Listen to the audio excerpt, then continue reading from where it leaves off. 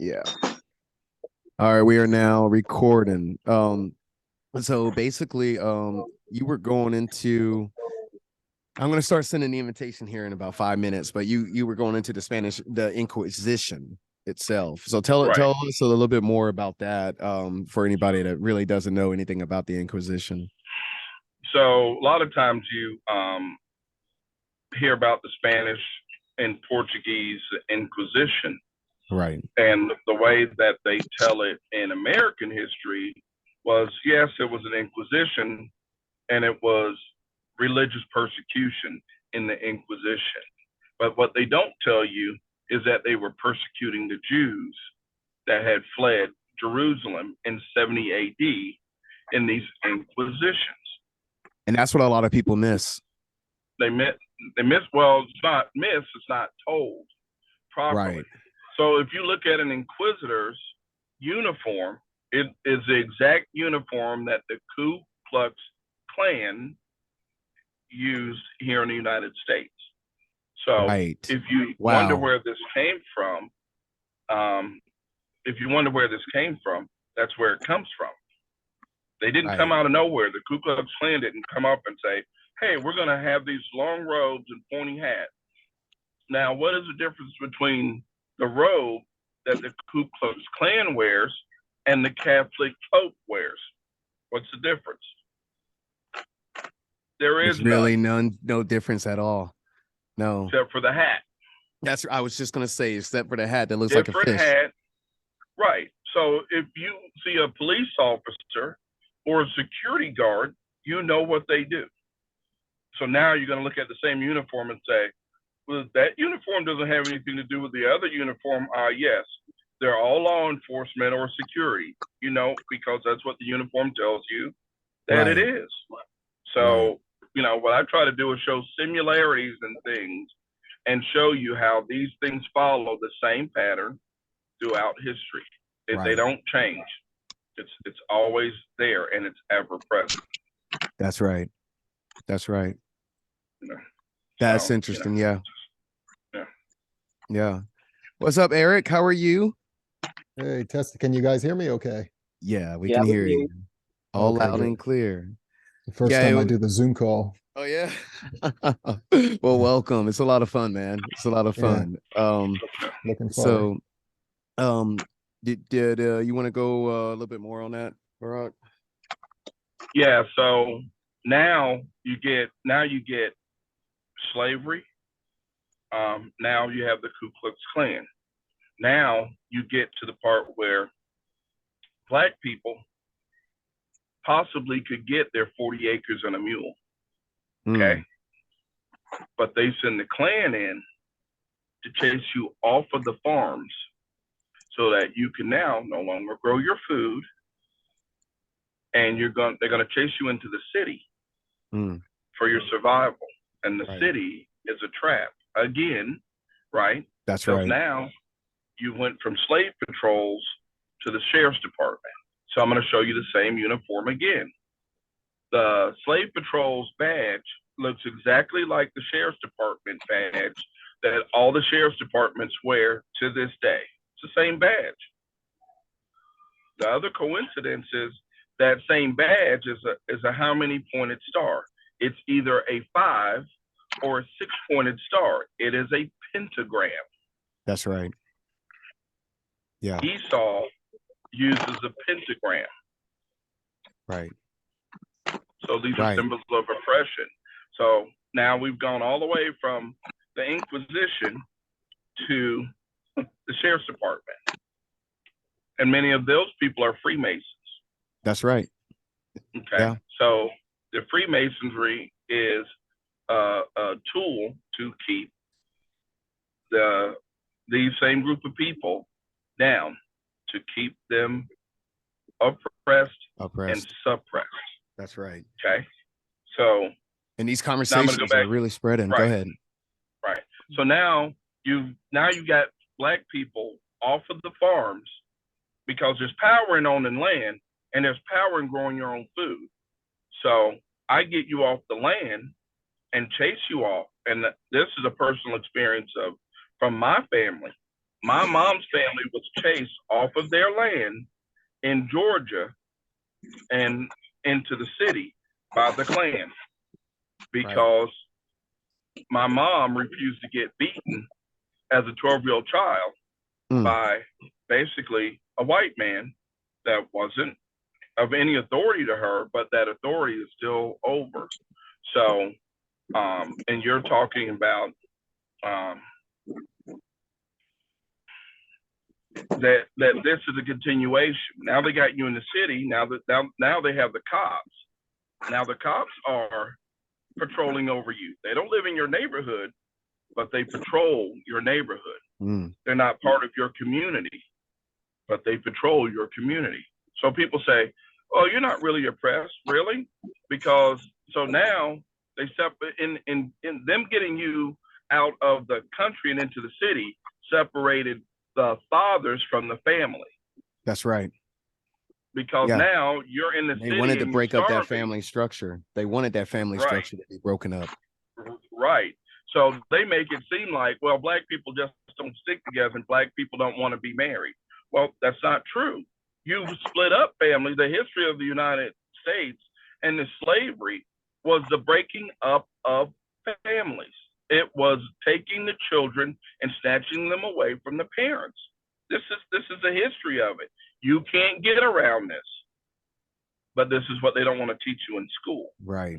So now, you guys heard of the World Economic Forum? What they said? They said by 2030 you will own nothing and you will be happy. Have you guys heard about that? I've actually I've actually heard about that. Yep. Yeah. And then you brought up Freemasonry. I looked into that quite a bit. I don't know if you're XJW2, Trevor, but there's that Albert Pike, and he said that they hold it until they get to the 30th to the 33rd degree. That's right. The god they worship is Lucifer. Yeah. Mm-hmm. Yeah, that's right. They don't tell the average Freemason that when they're coming up. That's right. That's right. You have to go up the ranks, and they have to keep testing and make sure that you're part of the checkerboard game. Right. And you right, exactly. and so this is the same entity that has a constant oppression over really the world, but especially people of color. This is why the judges, this is why you never get justice. Like, we never get justice. People, like, I find it funny, like, people saying, oh, well, look, they're doing something Donald Trump. And I was like, yeah, but how's that changing your life? What is it doing for you? Nothing. Me, it's entertainment, because I know what's behind it. It's really just a distraction. That's right. Know? Oh, he's indicted. And I'm like, so you're freer because he's indicted? No. Does your bank account change? No. Are you any freer or any richer? No. So why are you letting it affect you? Right. It doesn't make any sense. Right. But people cheer on a lot of things that have nothing to do with them. Right. You guys know who George Soros is? Go ahead. You know who George Soros is? George Soros, yes. Mm-hmm. So he's the one behind, and I took a snapshot on Wikipedia because people just didn't believe me, that he was the one that funded the Black Lives Matter movement. And when you look at the statement about what they're actually up to, I'm not talking about the regular people on the street. I'm following you. I'm following you. If you look at their mission statement, I don't remember I don't know if it's called a mission statement or whatever, but they're against the nuclear family. They're against the idea of a male father, of a mother being over the kids. So right. You are so right. And look who funded it. Yes. Right. Yes. So if you look at the leaders of the Black Lives Matter movement, they were all lesbian women. Uh-huh. Yes. Right? There was no black male that was put in the front of that. That's right. So when people said, look at me, and they said, you don't believe in Black Lives Matter? And it's like, no. I said, because it's a facade. It was brought on, and I think that the whole thing is a facade. I mean, from the George Floyd stuff, I think it's a facade. It happened in the middle of COVID and nobody had a mask on. Mm-hmm. Come on. Doesn't make any sense. It's a film. It's a production. Yeah. And these productions always happen. There's always a false flag. There's always something put up. And you always have to wait for the fallout to see what really has happened. Okay. Yeah. And so you're 100% correct in the Black Lives Matter movement. How are you not going to have black males leading the Black Lives Matter movement when we're the most suppressed and oppressed people in the United States, hands down? Because black men don't get help with welfare At all. Black women do, Yeah. but black men don't.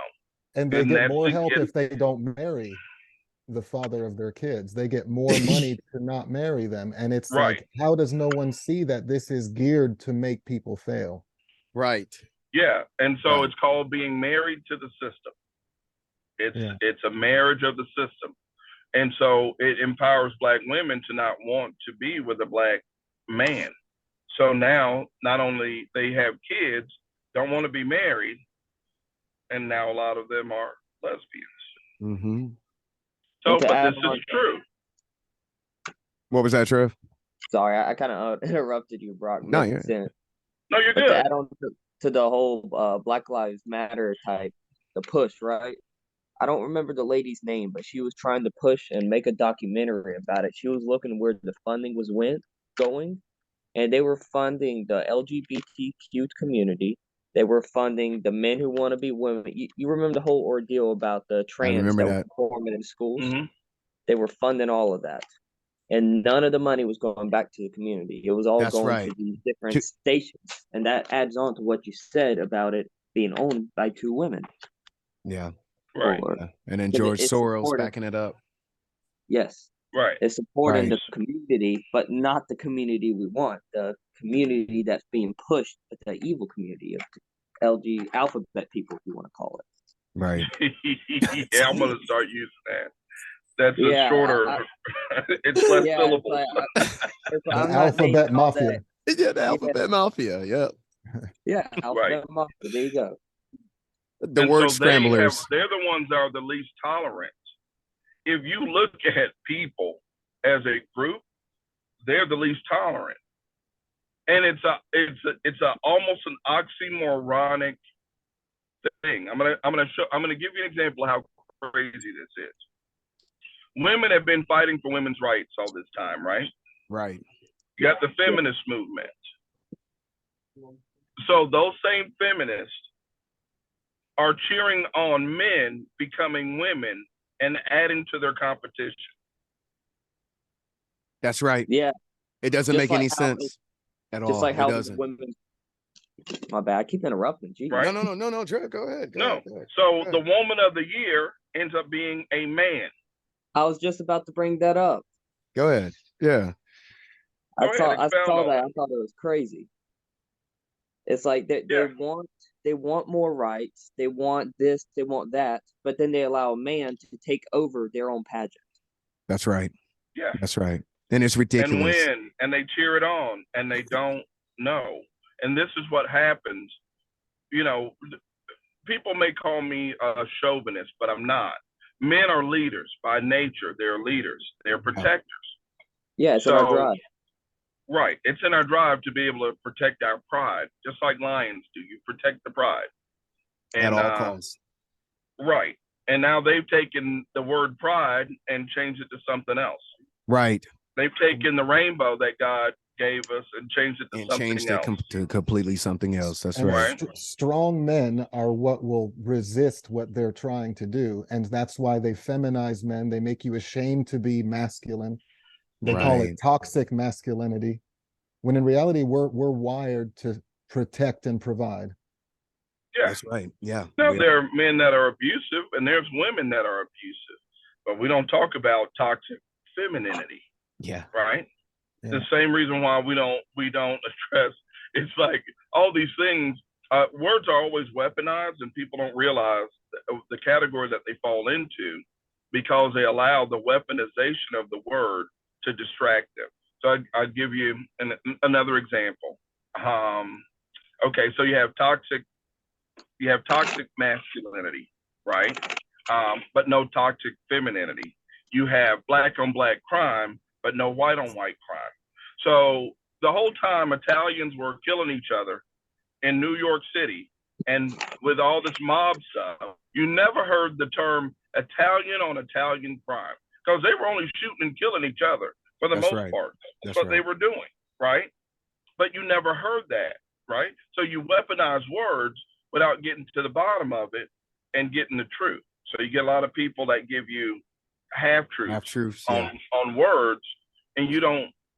But the masses, because it's like the elevator.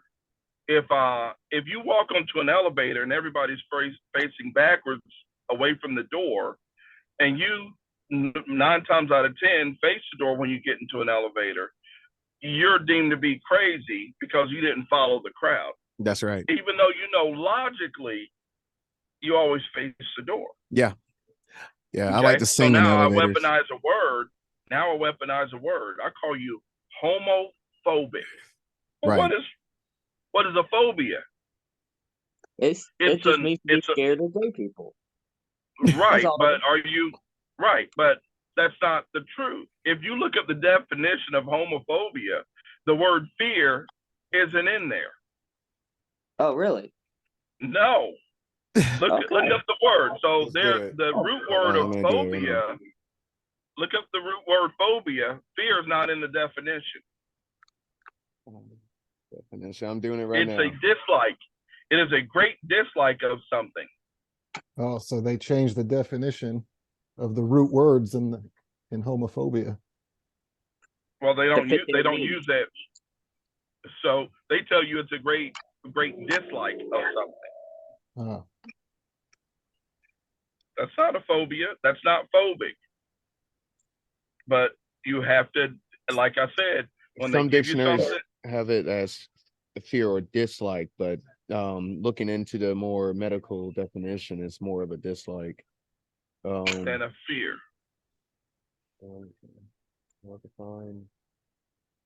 Associated with relatively simple, defined. Okay, go ahead, continue. I'm gonna keep reading this. It's just a trigger word to make you afraid to criticize what's glaringly in front of us. Right. So let's go to another one. Critical race theory. Why is it called critical race theory? It is to put fear into you by using the word critical, by using the word race, and then theory makes it that you don't have any facts to back it up. Only a theory is something that is only an idea and can't really be proven. But you can prove racism. You can prove these things that have happened to people of color. Why? But they add the word critical, and that throws you off. That does, yeah. How about critical facts? Yeah.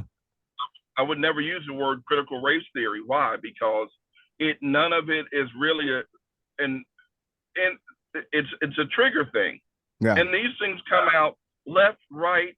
You don't think about it because it's coming at you at light speed. That's right. And people are reactionary because people don't think. Right. They don't take the time to think and break it down. And I don't mean to interrupt. No, go ahead. But I think that at this point, because of that, I do want to actually visit the idea, and I'm trying to decide what I'm going to name it because when I did that post on Facebook and I saw the amount of comments coming in, and I saw so many people saying that it didn't matter Jesus' skin color.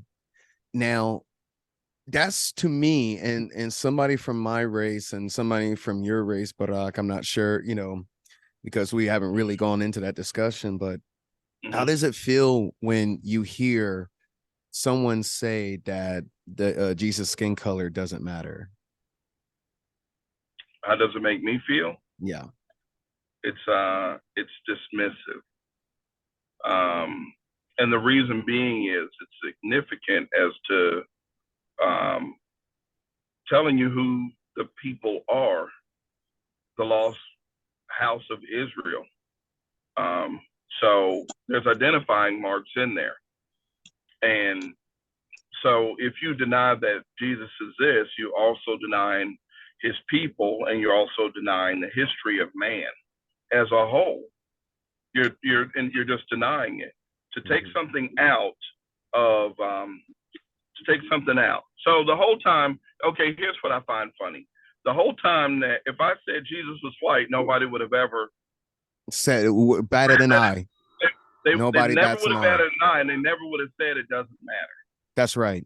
Nobody ever does But say it doesn't matter. But the minute that Right. someone describes him as a black person, then it does matter at that point. And that's what I'm Right. seeing. And through my life and my personal experience, I have seen the racism in people. And this is the stuff that's coming out. The racism in people, if Jesus was black, or if even the thought of him being black, you could see them just almost having an aneurysm on it, on the subject itself. So you know, it's almost like, where do we go from here? So there's these scriptures, and one of the scriptures that was brought out was about Jesus' feet were likened to fine brass that was burnt past tense in a furnace. Does anybody want to comment on that before I go into it? Anybody can go. I would say if we're just starting with that one verse, that's not enough to conclude that he's black. I mean, burnt bronze. We're gonna yeah. we're gonna go into a lot more scriptures. Yeah. So if you want to, how about this? We'll do this. And what scripture are you using for? All right, so this one is the Revelation chapter 1, verse 13 and 14, when John is in the vision seeing Jesus, and he's describing what he's seeing from head to toe. So he starts off with the woolly hair. Sorry, where is that? Revelation 1? Revelation chapter 1, verse 13 and 14. And we do in King James, right? KJV, yeah. Yeah, I like to use the KJV. That's the only one I use. Right. And yeah, same here. So Revelation chapter 1, verse 13 and 14. I don't if anybody wants to read it, go for it. I've got it if you guys are ready. Yeah, go for it. We're ready. Hold on, let me grab that really quick. Hold on. Revelation 1, 13 and 14. Now, every now and then when someone's reading, sometimes I'll stop so that we can get a context of each word. Some you know, but we're gonna read this Revelation 1, 13 and 14. All right, you guys ready? It Okay. says, it reads, and in the midst of the 7 candlesticks, one like unto the Son of Man, clothed with a garment down to the foot, and girt about the paps with a golden girdle. His head and his hairs were white like wool, as white as snow. Okay, and so real quick, I'm gonna let you keep on, but woolly hair, okay, it describes him with woolly hair.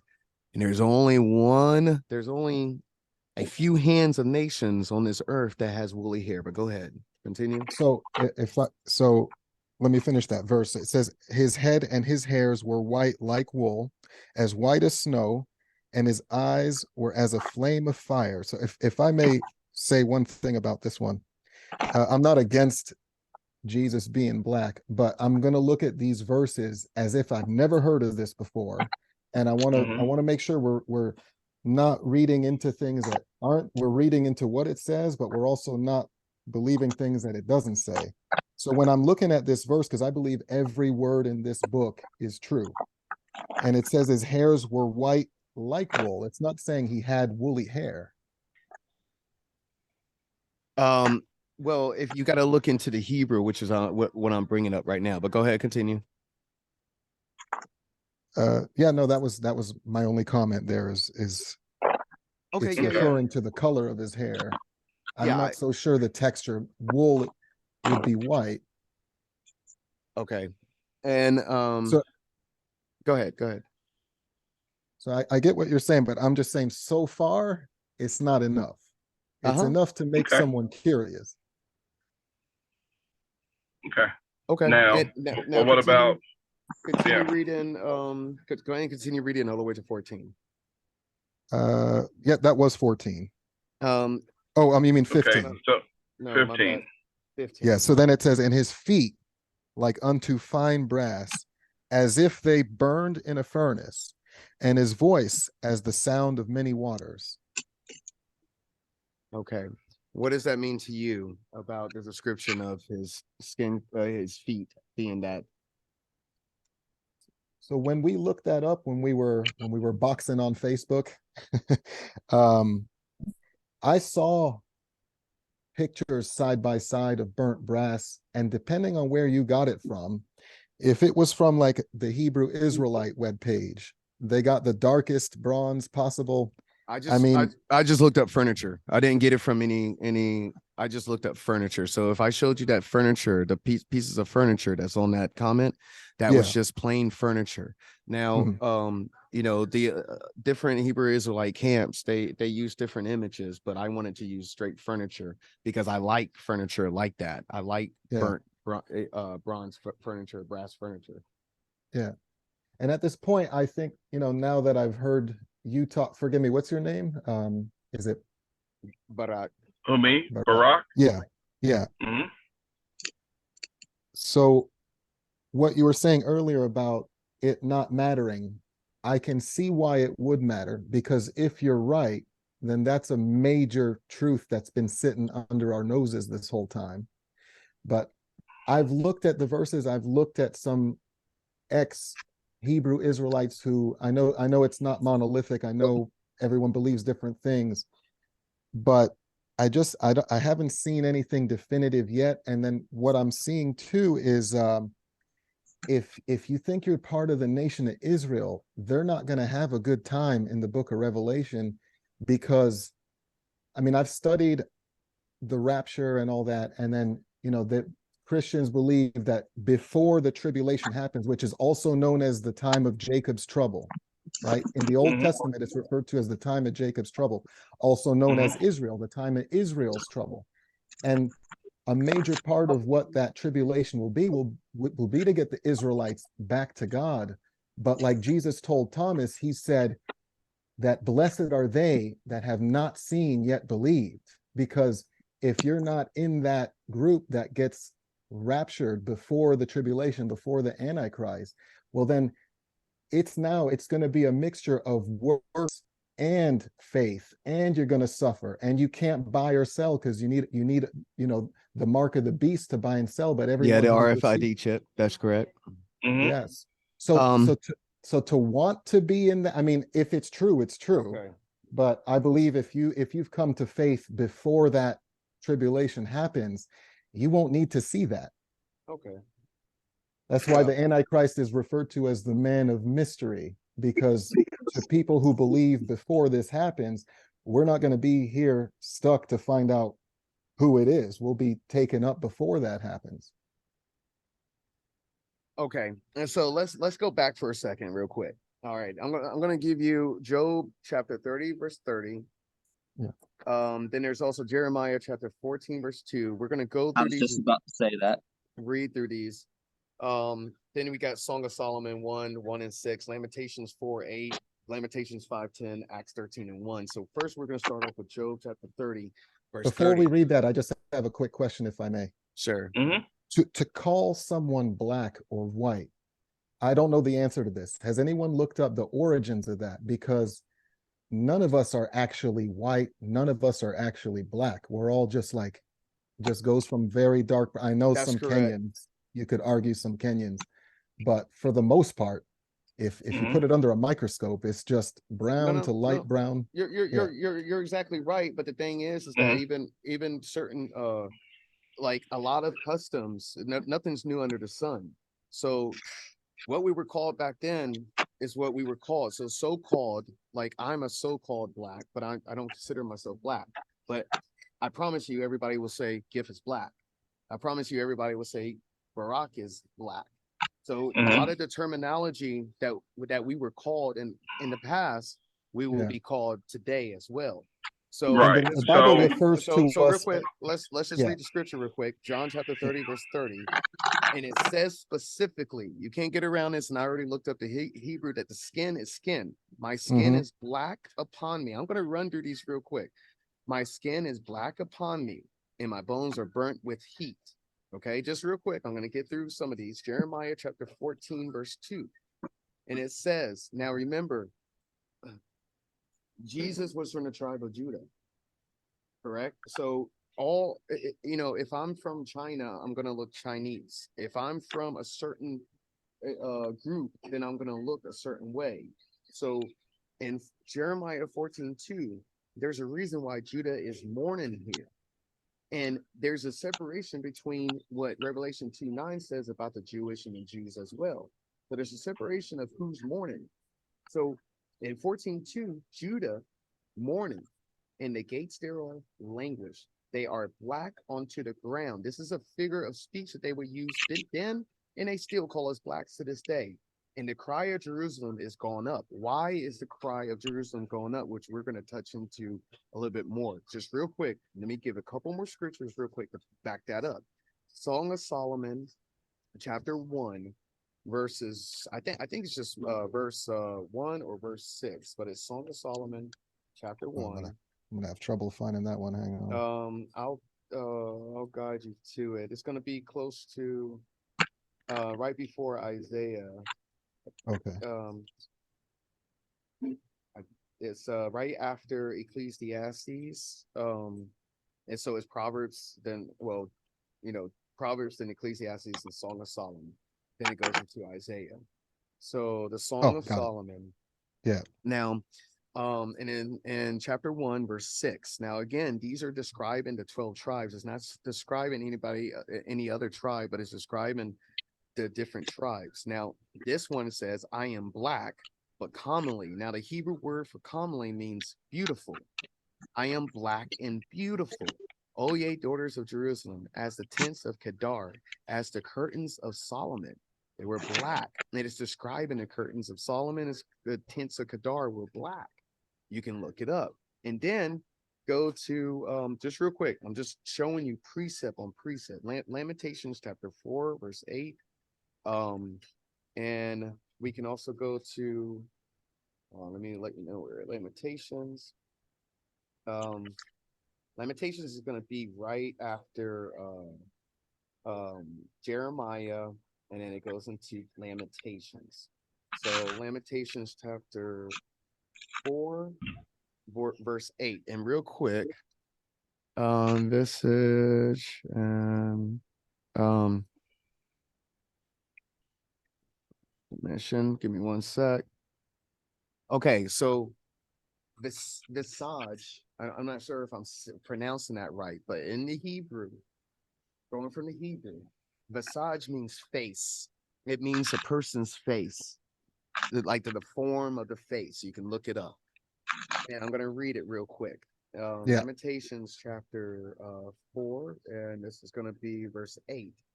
Their visage is blacker than a coal. They are not known in the streets. Their skin cleaveth to their bones. It's described in the body. It is withered and has become like a stick. But this black keeps coming up over and over and over again. Now, the reason why I'm bringing up, and I'm going to pause there because there's more scriptures, but on that one, if I could, if you look up one verse, it says her Nazarites were purer than snow. They were whiter than milk. They were more ruddy in body than rubies. Their polishing was of sapphire. But now it's going into so is that, you think that's talking for about Nazarites? Hold on real quick. Nazarites are for Nazarites. All right. Definition. Hold on real quick. Get to exact. All right, so Nazarite is a Hebrew word that comes from Nazir, which means separated or consecrated person.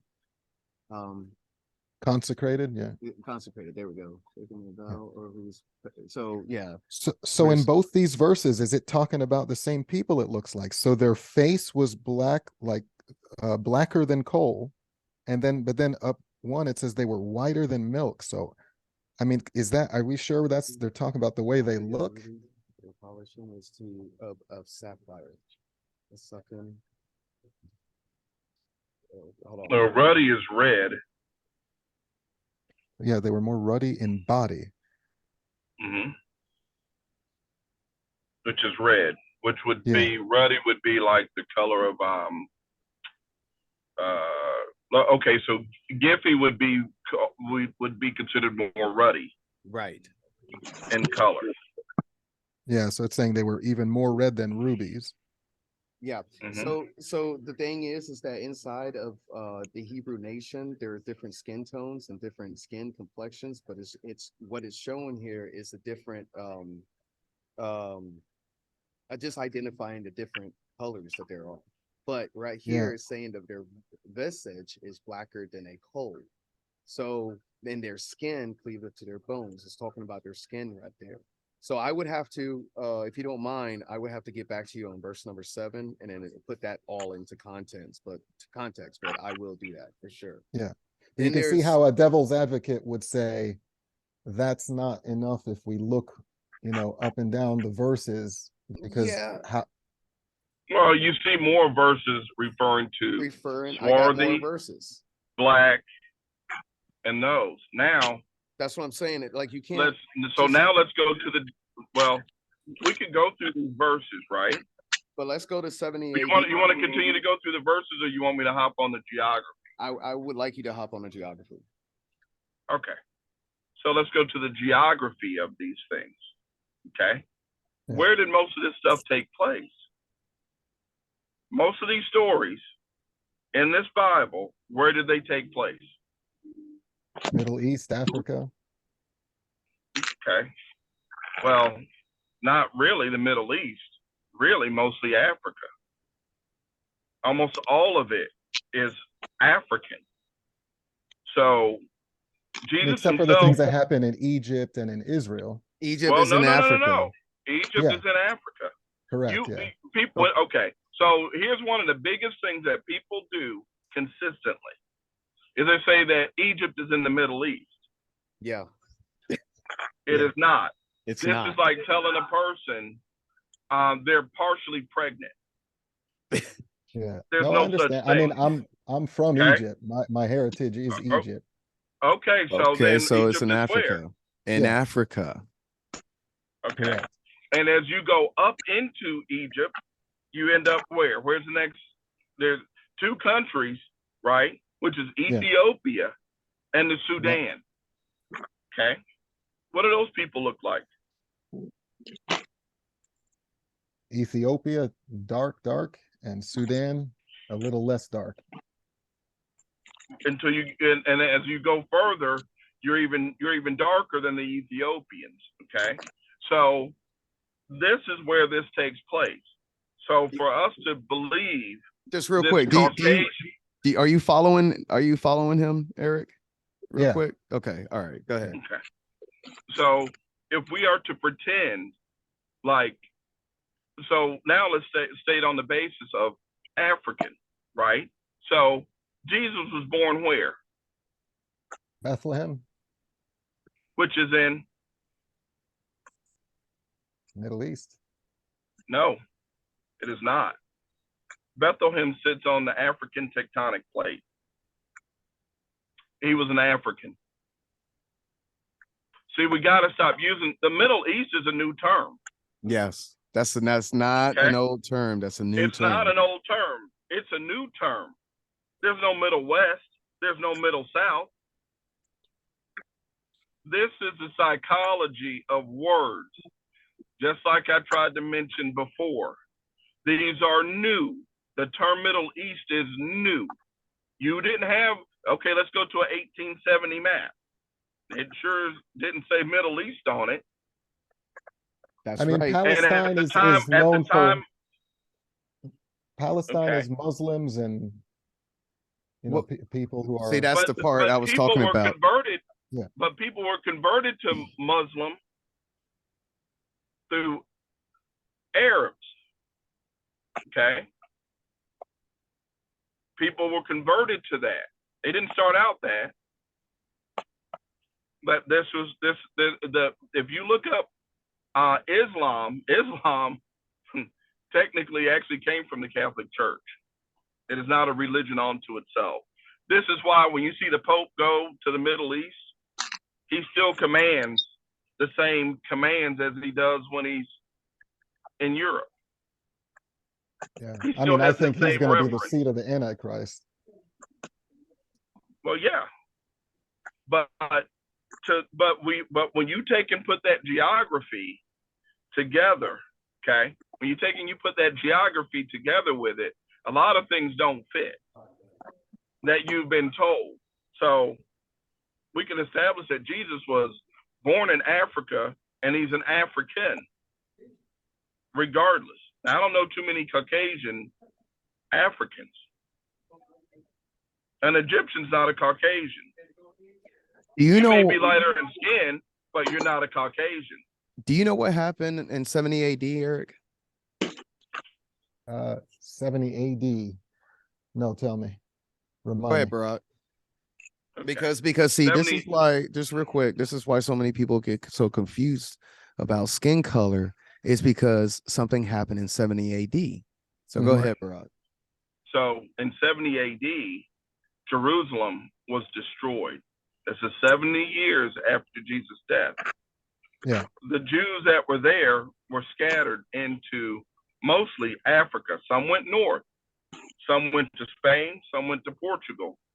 The others scattered into Western Africa. It's not their home. So what we do is we say, well, Africans sold themselves into slavery. That's not what happened. When the Jews were sent into Africa, to Spain and to Portugal, the Spanish Inquisition was really them chasing the Jews out of Spain and Portugal, also back into Africa, and then they were shipped from there to the United States. This is the right. Deuteronomy chapter 28. 32, verse 26 is I said, I would scatter them into corners. I will make them the remembrance of them to cease from among them. But go ahead. And 28. Right. So let's go to the word scatter, right? If you've ever had rocks, gravel, or seeds, right? A scattering is a force. A scattering is not just something that you drop. Scattering is I'm forcing people. So when he says, I'm going to scatter you, I'm going to put you in places that you've never been. And I'm going to scatter you out and amongst all of the corners of the earth. This doesn't mean that you hopped on a ship to find a new world and a new place. You are forced to go to a new world and a new place. That's why I said I will scatter you. So who else has been scattered other than the people that you see here? How did I get here? How did I get here? From Cuba. Right. We didn't come on ships unchained. We were chained. We were forced to come over. The Bible says yokes of iron in the 48th verse of the 28th chapter of Deuteronomy says that there are yokes of iron. So if somebody can explain let me read that. Therefore, shalt thou serve thy enemies, which the Lord shall send against thee, in hunger and in thirst. Who does that fit? And in nakedness. Who does that fit? And in want of all things. And he shall put a yoke of iron upon thy neck until he have destroyed thee. Who does that fit historically on a worldwide scale for over 400 years? Who has? Let me surprise you. Everything you just stated can easily fit with the slave trade that happened in America from Africa. That's a transatlantic. That's a transatlantic slave trade. Correct. So every single detail you just described fits that. Now the question is that correct regarding transatlantic slave trade? That's the question, because the Go Jews to Deuteronomy chapter 28, verse 68. Okay. Now let's dissect it. I mean, I'm there. I'm already in 28. What does Egypt? What does Egypt mean in Hebrew? You're going to tell me it means bondage. I'm not the going to house tell you. of bondage. Mhm. I mean, even in the Bible, that's what it means. I'm not telling you anything. But then how do you explain in other parts of the King James Bible that uses the word slavery and bondage? Why doesn't it just use Egypt? Because God puts the words in the way he wants to. See, Yes. there's a great mystery. See, a lot of times you got to remember this book was written to slaves, not to the rich people. It was mainly written to slaves. So a lot of Yeah. people won't get it because it's easy for me to get that there's an Egyptian pyramid on a dollar bill. Why is there an Egyptian pyramid on a dollar bill? There's a lot of reasons for it, but there's also this is our bondage. What happens is that people who never experienced this, it confounds them. They don't get it. They don't have it in their DNA. They don't have it in their ancestry. You're, for instance, another person from another race, their ancestors are not crying aloud like we are, if you want to talk like that, like as far as like my DNA, Barak's DNA, we feel these scriptures. It jumps out at us. It speaks to us. Other people, go ahead. Yeah. So what happens is people say, well, this has happened someplace else, but they can never tell me to someplace else. Yeah, and if we could stay on verse 68, I was just looking here because it says, and the Lord shall bring thee into Egypt again with ships by the way whereof I spake unto thee, and thou shalt see it no more again. And there ye shall be sold unto your enemies for bondmen and bondwomen. But here's the part that I think doesn't stand out enough for you is where it says, and no man shall buy you. And that means then, to buy you from freedom during the 400 years. They can't, right. They sure cannot buy you out of the They bondage. can't buy you out of the bondage. So how do you know that that doesn't mean that a slave owner won't buy you? So you won't even get a job is essentially what I think it's saying. Well, okay. What? So Yeah. I'm gonna show you. I'm gonna explain to you how the bondage continues. Okay. Yeah. And it's through America. It's through wealth. Okay. So I'm gonna show you that Black people, even though we may seem free, right? We're not. The amount of American wealth that Black people owned out of slavery was 1%. The amount of wealth that Black people own this day is 1.5%. If you do not have your own land under your feet and you do not have wealth, you don't have anything. You are still in bondage. So how are we here for over 400 years and don't own anything? We rent. The mass majority. Don't say, well, there's an NBA star, there's this. Most of those guys are sellouts anyway. Well, even with the money that they make, how do Black people only own 1.5% of all American wealth if the $400 million that they're going to pay a football player or whatever is significant? It's not. I mean, a major edge that people have if they have wealth is if their ancestors handed things down to them. Well, And we see that every day, every time we're cutting their grass. Right. I see the wealth. I built many multi-million-dollar houses, but and not I don't living own it. one. So now go back into the curses of Deuteronomy and tell me that that doesn't fit. You will build and not own it. Well, yes, it fits, but like as devil's advocate tonight, it fits because it's describing slavery, and that's how slavery operates.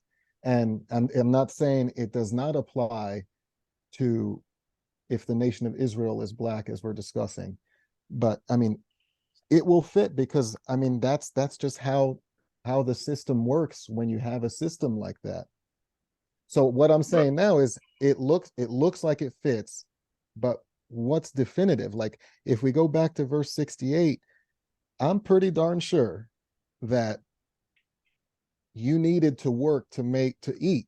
And then, I mean, it's not the most ideal thing, but I would imagine if you have no other choice, you sell yourself as a bondsman. That way you at least have a place to sleep and eat. But this is saying that things are going to be so bad, you won't even get bought. That's what it looks like. Well, But you no, can't be bought out of it. you can't be That's bought the thing. out of it. Well, that's I know what So, you so, mean, but so no, I'm gonna let me how do let you me. know I'm that? gonna wait. I'm gonna ask you a quick question. it just How not many said. eggs does it? How many eggs do you have to break to make an omelet? One.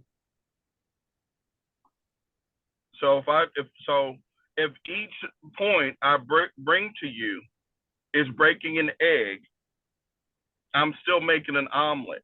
It still fits and it's still an omelet.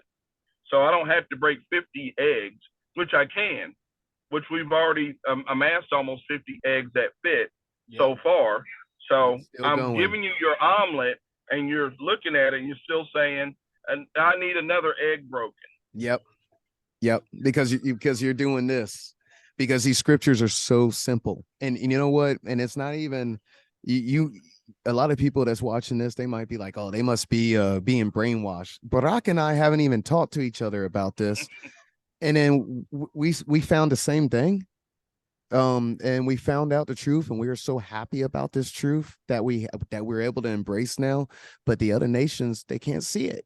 They can't I mean, see it's it. a lovely thing to believe that there'll be redemption, which I believe there Okay. will be. Okay. But All right. but the Let's one go thing I'm deeper. saying is it would have helped if if Deuteronomy verse 68 said, "And no man shall buy you out of it."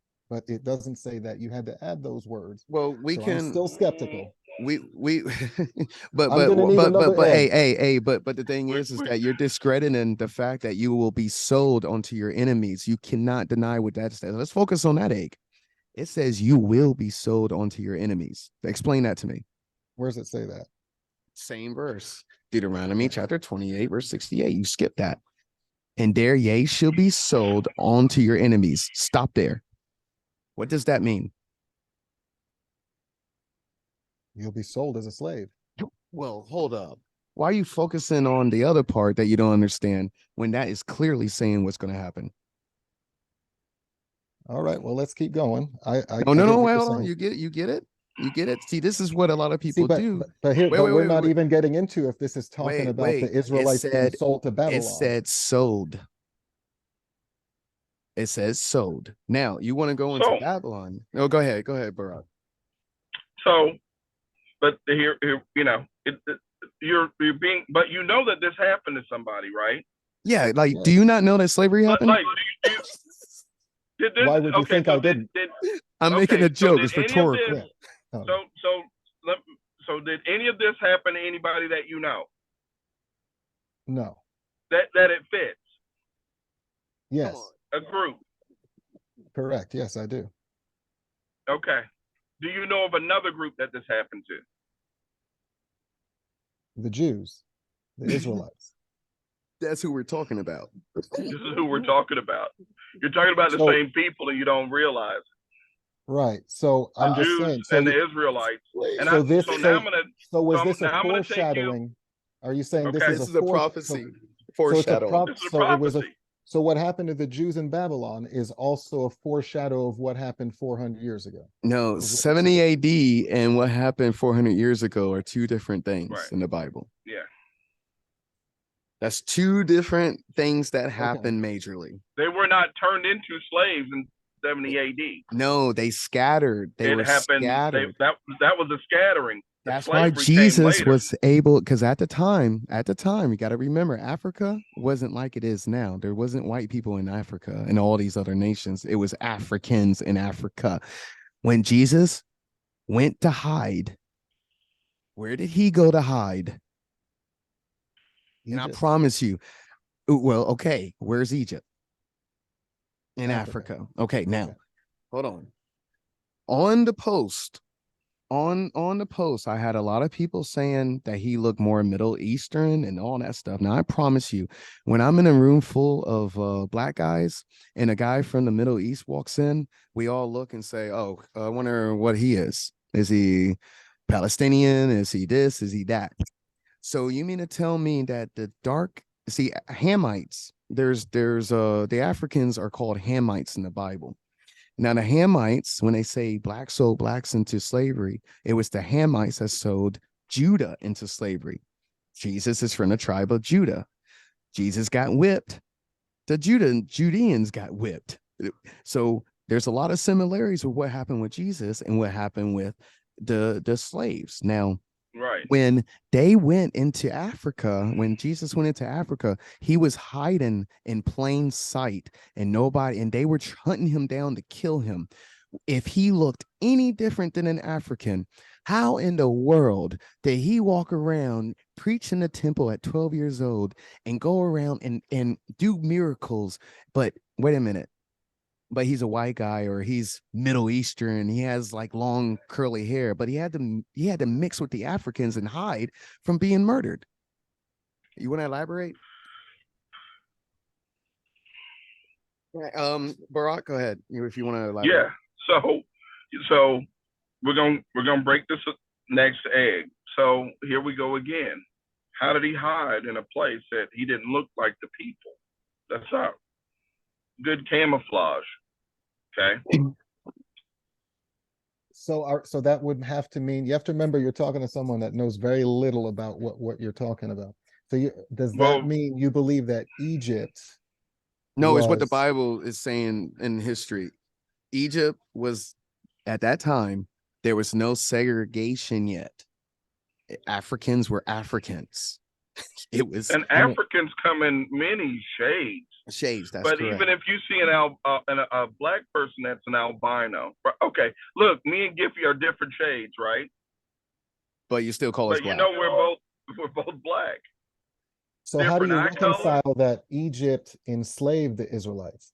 No, you're talking about the first. Israelites, you're talking about the first. Look, you're talking about Genesis, because it happened twice. Genesis chapter 15 verse 13. It happened twice. We got put back in because first we exited out of Egypt. Then we started to mess up again, worship false idols, take on the traditions of men. And God warned us in Deuteronomy and said, we're going to put y'all back in slavery if you don't act right, according to me. So this is what you're talking about. The first one is when God spoke to Abraham, and in Genesis chapter 15 verse 13, this was the first. And he said unto Abram, know of a certainty that thy seed shall be a stranger in a land that is not theirs, and shall serve them, and they shall afflict them for 400 years. That's what you're talking about. Now we're talking about the second Egypt. And the second Egypt is the United States, which is Babylon in the Bible, Babylon the Great. The only thing with Babylon the Great in the Bible is it's referred to as a city. Yes, that's correct. And there's purple and scarlet. Uh-huh. And that looks a lot to me like Vatican City. Well, look, Anglo-America, the European nations, all of that falls under the Babylon. That empire is an empire. Right. See, it's the time you're looking at the times of the Gentiles. That's correct.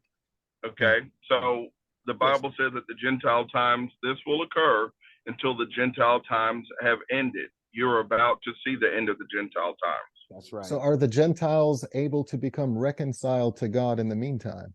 Yes, absolutely. They can be, but they have to leave. The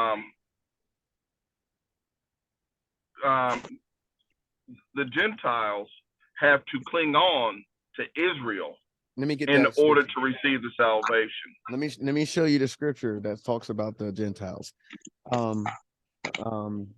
Let's go to Isaiah chapter 14 verse 1 and 2. And remember, Jacob's name in the Bible was changed to Israel. So in verse 2, 1 and 2 explain, for the Lord will have mercy on Jacob and will yet choose Israel. Now remember, there's other tribes in the Bible, but he said he's going to have mercy on Jacob and choose Israel. Why isn't he saying he's going to have mercy on the other tribes? Jacob represents the 12 tribes. And set them in their own land, and the strangers shall be joined with them, and they shall cleave to the house of Jacob. Those are the Gentiles you're speaking of. And a people shall take them and bring them to their place, and the house of Israel shall possess them in the land of the Lord for servants and handmaids, and they shall take them captives whose captives they were, and they shall rule over their oppressors. Now, this goes back to the whole story of Jacob and Esau. And then these are the ones like the Vatican and all those, the ones that were controlled, that the evildoers, the 2/3. If you go to verse 21 and you go to verse 22, it says, prepare slaughter for his children for the iniquity of their fathers. See, he's saying they're going to pay for what their fathers did, that they do not rise nor possess the land nor fill the face of the world with cities. For I will rise up against them, saith the Lord of hosts, and cut off from Babylon the name and remnant and son and nephew, saith the Lord. Now, why is the Lord speaking like this about some people and then saying he's going to have mercy on other people?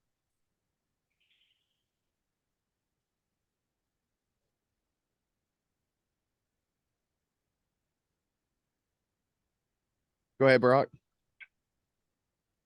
Oh, what was that? Oh no, my bad. Now, real quick. Now, I wanted to, and I told you, Eric, I wanted you to explain to me, and I want to go ahead and get to that right now with those scriptures that I just read. We're going to go into Matthew chapter 15, verse 24. Okay. And I know, hopefully, you had that, you were able to look over that. Yeah, I thought you said 15, 8, and 9. No, it was Matthew chapter 15, and we're gonna start at verse 21, and we're gonna go and remember, you're asking about the Gentiles, and now there's a lot in this story. So we're gonna start at verse 21. And I'm gonna read it. Then Jesus went thence and departed into the coast of Tyre and Sidon. And behold, a woman of Canaan. Now, real quick, there's 12 tribes under Jacob, and then that's described as the lost sheep, and then there's the other tribes. Now, Canaan is not part of the 12 tribes. A Canaanite is not part of the 12 tribes, just like Hamites are not part of the 12 tribes.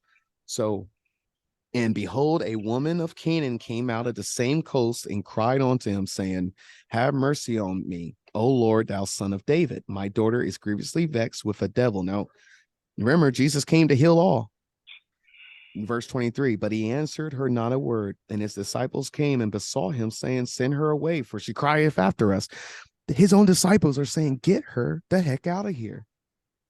But he answered and said, now remember, Jacob is the 12.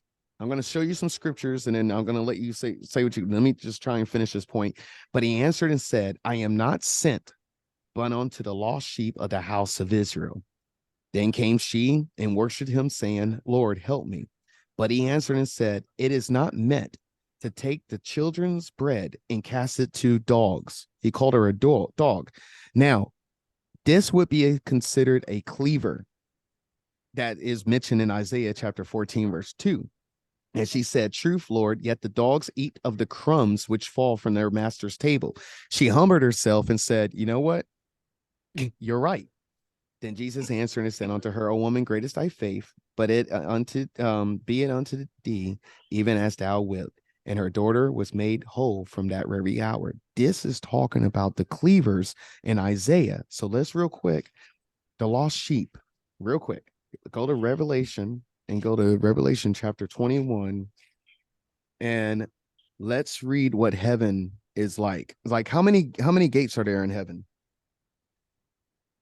Eric? I don't know. I only know there's one throne. Okay. How many?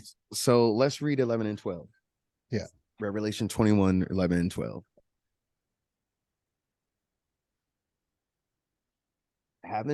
I'll go ahead and read. Having the glory of God in her light was like unto a stone most precious, even like a jasper stone, clear as crystal, and had a wall great and high, and had how many? 12 gates. And names written thereon, which are the names of who? The 12 tribes. Of the children of Israel. Now, then you have the anointed ones that Jehovah's Witnesses confused us about so much. Which is what I was going to bring up, actually. Jehovah's Witnesses are part of many organizations that try to take away the promises of the Jews. So I believe in what you're showing me. I guess what we're trying to get to the bottom of, is that referring to black people as the Jews? And then that would mean that there's imposters in Israel, the land of Israel, Mm-hmm. right? Mm-hmm. You're on So, it. but I just want to be clear though, And the Native that, Americans. yeah, that I believe that these are promises to Israel. As a matter of fact, Paul made sure to make the distinction that he's talking about those flesh and blood Israelites. So he was not talking about, I remember that I found that scripture when I was trying to According to the figure out the flesh. JW. Okay. So I Yeah, have a scripture that exactly. brings you to the culmination of that very thought. Okay. Yeah.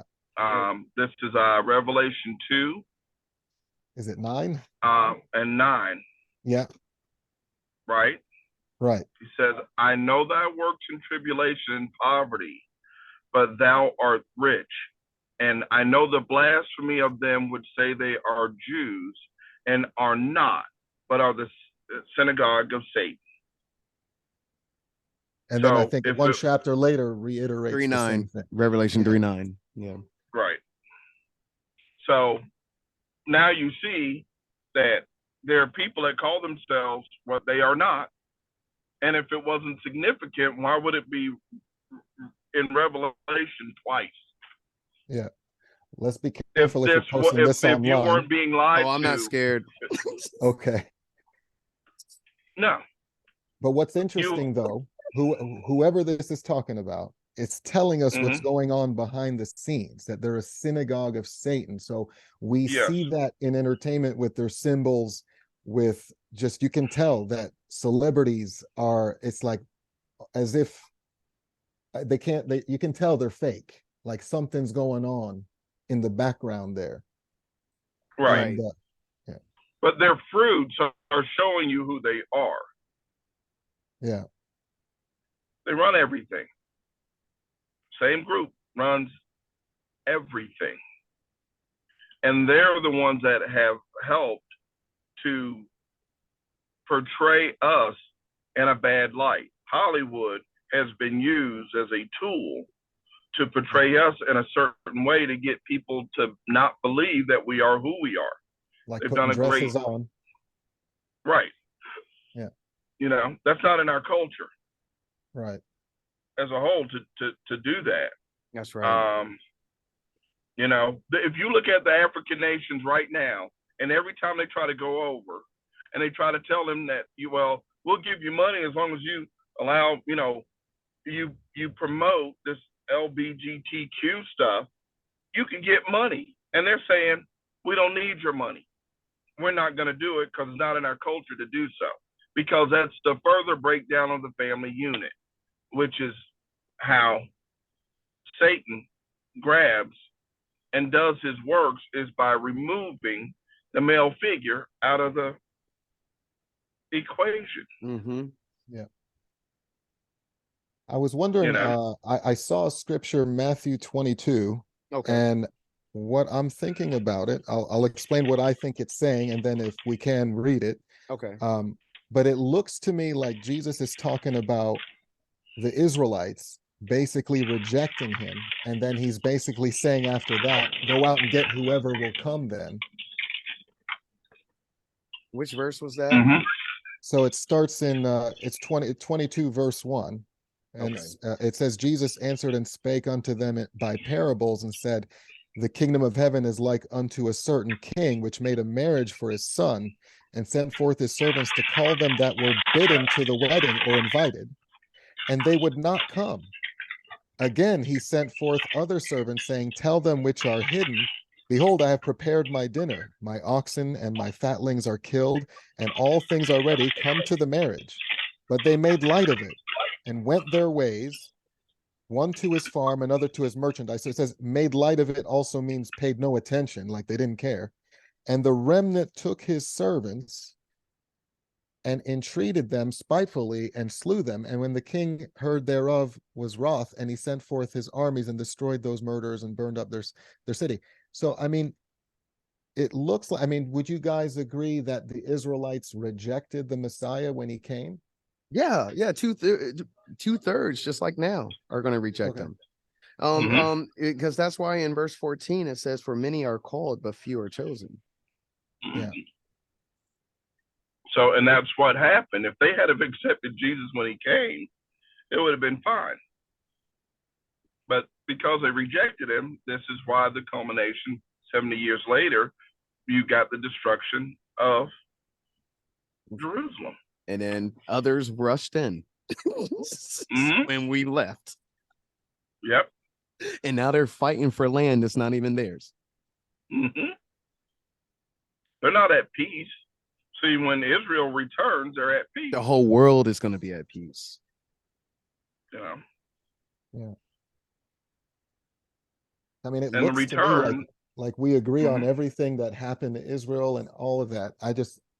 For me, it's like, I can't be sure. I'm open to it. Let me see. There was something else I wanted to go over with you. You Know what you should do? Study the movements of Esau throughout the world. You know who Esau is, Jacob's brother, right? Yeah. So focus on Esau. But I mean, Focus on my advice though is you don't want to be in the time of Jacob's trouble, because that God is using that to bring the Israelites back to him, and that's a horrible time. Well, there's two parts to Jacob's trouble. You got to remember that the 1/3, they're the ones that are not going to see it as much as the 2/3 will see it, and then those 2/3 we're going to have to die for God's name. So that's in Revelation chapter 13. Hold on, let me see. Voice, hold on real quick. I always get this one confused with actually, where is it? My namesake.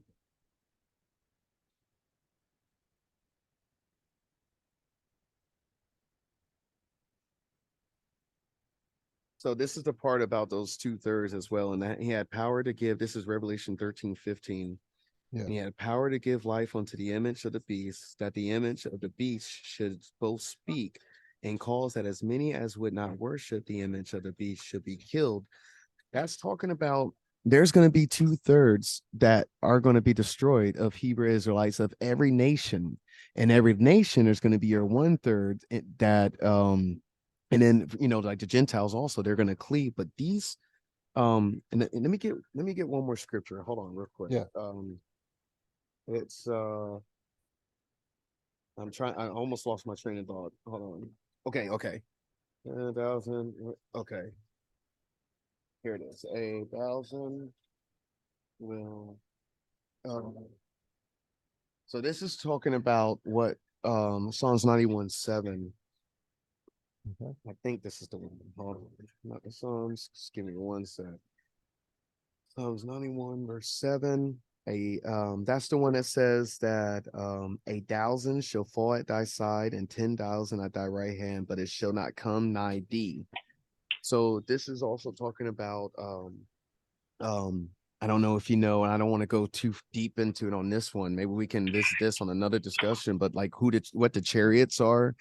All these movies about people being beamed up in UFOs. Well, they're giving you examples of what the rapture is going to look like. So there's going to be a time. There's a joke that goes around, and it says, "When the bombs come down, we go up."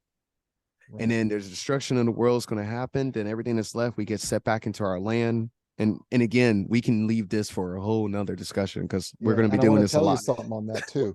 If you notice in Revelation, it refers to I don't remember. It's like, remember it says the locusts come out of the ground, and that appears like demonic entities. And if you look at a locust, they look just like how we draw aliens, right? The way their face is.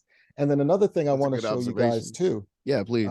About the nation of Israel, because I think, aside from not being sure if you guys are correct on on it being black people, and then aside from that, we're going to agree on everything regarding the nation. I mean, not everything, but so far what I've heard is correct. And an interesting thing that you can fact check me on is if you go to any of Paul's letters, right? Any of them, he always starts off the letter by saying,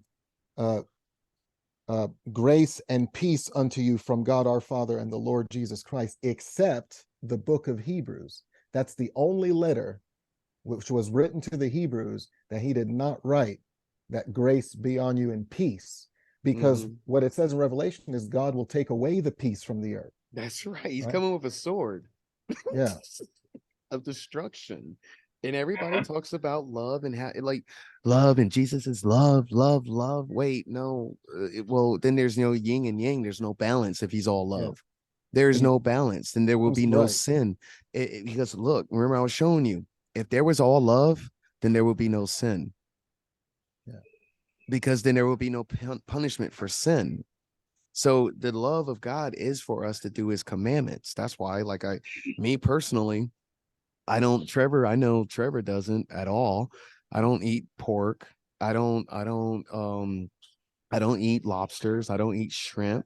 I don't eat bottom feeders, because in the Bible it says that these are unclean animals. So I stay on the fact that, just because all these churches are teaching just the 10 commandments, there ain't no way that we can walk on this earth and just do 10 commandments, because it would be Armageddon if we were doing all the other 603 sins. Right. And just doing the 10 commandments. If we could, it'd be good if we did a part 2 on the law and salvation. And I'd love to see if we meet on those particular topics too. Yeah. How long have we been running? Let's see. Okay, I can't tell. We started at it was like 6:50, 6:07, so we've been going for an hour. Okay.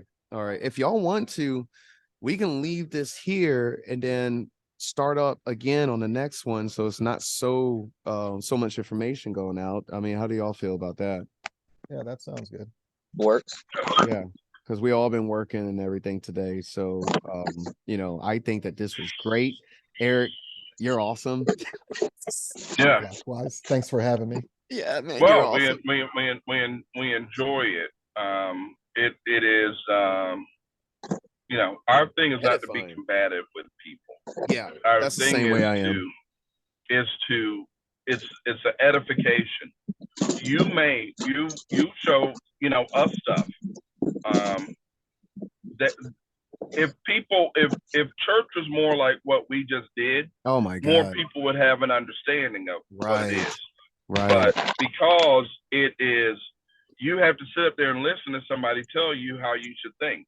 You might as well just sit in front of the TV because this is the same thing. They tell you how you should think versus us going scripture by scripture and making our points and listening, right? Because if you notice, when you try to make a point, we're not here trying to cut you off. We have to take it in, and then we can answer it. Yeah, but, because a lot of stuff that you did say, I'm going to look back on, because that one that was in, I think it was the Lamentations one or the Song of Solomon one. That's the one about the visage being black, and then there was the whitest snow before that. I'm going to look into that, and I'm going to research the white like milk. Yeah, so I'm gonna look into that more. So I enjoy this. Like, I love this stuff, but it just sucks that so many people get so touchy on subjects that we should be openly discussing, because this means our life. It could mean our life. If that makes sense. Depending on who's listening. You may not believe in God right now, but this could mean your life. Yeah. And why not know, and why not humble, because I literally had to humble myself down in order to be able to start to understand the Bible, because Barak, you made a good point on earlier when you're talking about how Jehovah's Witnesses, they oh man, I lost my point. They want to take the promises of the Jews and say it's spiritual Israel. Spiritual Israel. Right. So the biggest thing is, and they're the biggest promoters of, I hate to say it, but I don't. It's white supremacy. For them to show, okay, so let's say for argument's sake, everything is Middle Eastern and the people were of Arabic descent. Okay. They don't even show it as that. Right. They show it as white people. Yep. 10 Commandments. So, visually, they are giving you what is not there. No matter, yeah, right. We got But Kenny they show Rogers but they showed the Africans as black, but they wouldn't show the Hebrews as black. as black. Only the So everybody else Ethiopian. they'll show as black. As long as they show as long as they show you an Ethiopian, he could be black, but nobody else could be black. Nobody else could be black. Yeah. But nobody from that region in those times looked white. Look at the hieroglyphics and the paintings on the wall that they don't want to show. Yeah. Then when they show it as black, then they say, "Oh, the paint darkens." Well, paint only gets lighter; it doesn't darken. They knock off the noses on all the Knock off the statues, right, because these are the markers. So they couldn't get rid of all the artifacts. That would be crazy. So what they do, but if you go from Egypt into Sudan, there are people still there that look exactly like the hieroglyphics, and they're black people. The hair looks just like the hieroglyphics, but nobody wants to. If we could do this again and we could touch on who the Israelites are a little bit each time, but in addition, I'd love to go over the time of Jacob's trouble, because I know some stuff about that that I think would be good to share, because it's what the Israelites are going to go through. Christians otherwise know it as the Great Tribulation, but if you look at the Bible, it doesn't use the word Great Tribulation unless you have a new version. It just says there will be great tribulation in those days. But it's the Old Testament that refers to it as the time of Jacob's trouble. So that would be a good topic. And then if we fit some of the law and grace and salvation, I'd love to discuss that too. When's your next time available? I say next I guess next Tuesday or Wednesday. Want to do this one? Okay. We'll start a weekly thing. We'll figure it out. Yeah. This will be good. I love it. Cool. Yeah. How about you, I Trev? love it. This is great. Are you wait? He's muted. That's to unmute. Oh shoot! Did I mute him this whole time? He's been trying to talk this whole time. Trevor, did I have you on mute? No, I had myself on mute. I got noise. I didn't want to. You guys were very edifying, so I didn't want to just like keep the noise up while y'all were speaking. So I muted myself. I was like, oh shoot. All right, gentlemen, I appreciate you all. All right. Yeah, I look forward to appreciate it. Everybody have a good night, and all praises to the Most High for giving us this opportunity. So all right. All praises. All praises. All right. Y'all have a good night. All right. You guys have a good one. All right. Bye. All right. Be good. Bye.